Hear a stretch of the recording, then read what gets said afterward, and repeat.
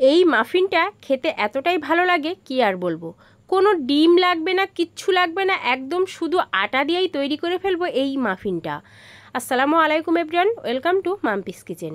আমি তো মাঝে মধ্যে বেশ অনেকটা করে বানিয়ে রেখে দিই, আমার বাচ্চাদের টিফিন বক্সেও আমি প্রায় দিয়ে থাকি।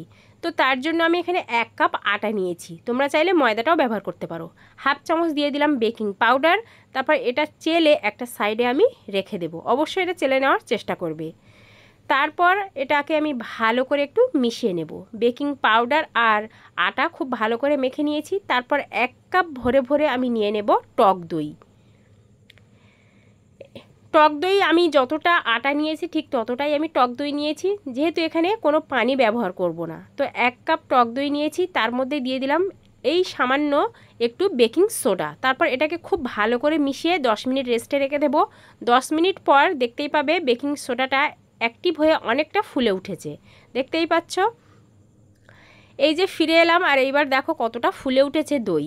তো আবারও একটু নাড়াচাড়া করে এর মধ্যে দিয়ে দিলাম 1/4 কাপ চিনি। চিনিটা যে যার স্বাদ মতো তোমরা দিয়ে নেবে।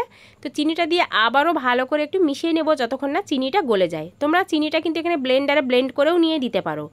তারপর এটাকে নাড়াচাড়া করে দেখতেই পাচ্ছ খুব সুন্দর স্মুথ একটা ব্যাটার তৈরি হয়েছে। এখানে দিয়ে দেবো 1/4 কাপ তেল। তোমরা চাইলে এখানে বাটার দিতে পারো বা ঘি দিতে পারো। বাটার বা ঘি দিলে বেশ ভালো একটা স্মেল আসে। তো আমি এখানে সাদা তেল দিয়েই করছি। তো তারপর এখানে আগে থেকে চেলে রেখেছিলাম যে আটা আর বেকিং পাউডার, সেটাই দিয়ে দিলাম, দিয়ে খুব ভালো করে মিশিয়ে নেব। এখানে কিন্তু আমি এখনও কোনো রকম পানি ব্যবহার করিনি। ওই যে পরিমাপটা বলে দিলাম, যতটা পরিমাণ আটা ঠিক ততটা পরিমাণ টক দই নিতে হবে, তাহলেই পারফেক্ট হবে। তো তারপর বেশ ভালো করে এটাকে আমি মিশিয়ে নিয়েছি। তারপর আমি অরিও বিস্কুট দিয়েছি একটু দেখতে সুন্দরের জন্য। আমি কয়েকটা অরিও বিস্কুট ভেঙে টুকরো টুকরো করে এর মধ্যে ব্যাটারের মধ্যে দিয়ে দিলাম, দিয়ে খুব ভালো করে মিশিয়ে নিচ্ছি। তোমরা যে কোনো ধরনের বিস্কুট দিতে পারো বা না দিলেও চলে। তো আমি বিস্কুটটা দিয়ে একটু ভালো করে মিশিয়ে নিয়েছি, দিয়ে আবারও একটা বিস্কুট দিয়ে আবারও মিশিয়ে নিলাম। খুব সুন্দরভাবে এটা আমার মেশানো হয়ে গেছে। তারপর এটা আমি একটা মোল্ডের মধ্যে ট্রান্সফার করব। তো তার জন্য এই মোল্ডটা আমি এরকমভাবে একটু তেল ব্রাশ করে নিচ্ছি। তোমরা যে কোনো পাত্রে কিন্তু এটা তোমরা সেট করে নিতে পারো। তো আমি এরকম মোল্ডের ভিতরে আমি এটা দিয়ে দিচ্ছি খুব ভালোভাবে। তোমরা চাইলে বাটি বা যদি কেকের কোনো মোল্ড থাকে তার মধ্যেও তোমরা বেক করে নিতে পারো। তো এইভাবে একটু ট্যাপ করে নিচ্ছি যাতে করে ভিতরে কোনো হাওয়া না থাকে। তারপর একটু সুন্দর করে ট্যাপ করে নেওয়ার পর উপর থেকে আরও একটু অরিও বিস্কুট সুন্দরভাবে সাজিয়ে দেবো একটু দেখতে সুন্দরের জন্য। তোমরা না দিলেও হবে, কোনো অসুবিধা নেই, তবে যাতে একটু দেখতে ভালো লাগে আমি সেই জন্য দিয়ে দিচ্ছি। এরকম যদি তোমরা বাড়িতে তৈরি করে রাখো, যখন একটু খিদে পাবে এরকম খেলে কিন্তু একটু পানি খেয়ে নিলে পেটটা বেশ ভরা থাকবে, আর ছোটো বাচ্চারাও কিন্তু ভীষণ পছন্দ করে খাবে।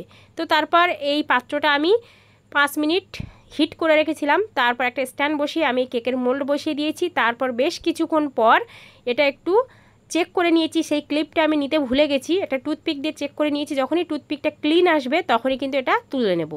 তারপর একটু ঠান্ডা করে নিয়েছি। চারি সাইডটা এইভাবে একটু ছুরির সাহায্যে একটু আমি ছাড়িয়ে দিচ্ছি। তারপর এরকম উল্টো করলেই দেখতে পাবে খুব সুন্দরভাবে এটা ছেড়ে আসবে। দেখতেই পারলে কত সহজে ছেড়ে এসেছে, আর পিছনের কালারটা তোমরা দেখতেই পাচ্ছ, খুব সুন্দর একটা কালার এসেছে। আর আমি যখন এটা হাতে ধরছিলাম কি আর বলবো, তোমরা যদি না তৈরি করো তাহলে বুঝতেই পারবে না। এটা একদম পুরো তুলো, মনে হবে যে আমি তুলো ধরে আছি, এতটাই হালকা আর কতটা স্পঞ্জি হয়েছে তোমরা তো দেখেই বুঝতে পারছো। যেমন দেখতে সুন্দর তেমন খেতেও কিন্তু ভীষণ ভীষণ ভালো। তো রেসিপিটা অবশ্যই তোমরা ট্রাই করবে, আর ট্রাই করার পর কেমন হলো কমেন্টে জানিও। আর এই রেসিপি রিলেটেড যদি কোনো কোশ্চেন থাকে তোমাদের মনে, তাহলে অবশ্যই কোশ্চেনের আমি অ্যান্সার দেওয়ার চেষ্টা করব। তোমরা কমেন্ট বক্সে কোশ্চেনটা করতে পারো। আর এর পরবর্তীতে তোমরা কোন রেসিপিটা তোমরা দেখতে চাও তোমরা অবশ্যই কমেন্টে জানিও। তো এরকম আমি ছোট ছোট করে আমি স্লাইস করে কেটে নিচ্ছি।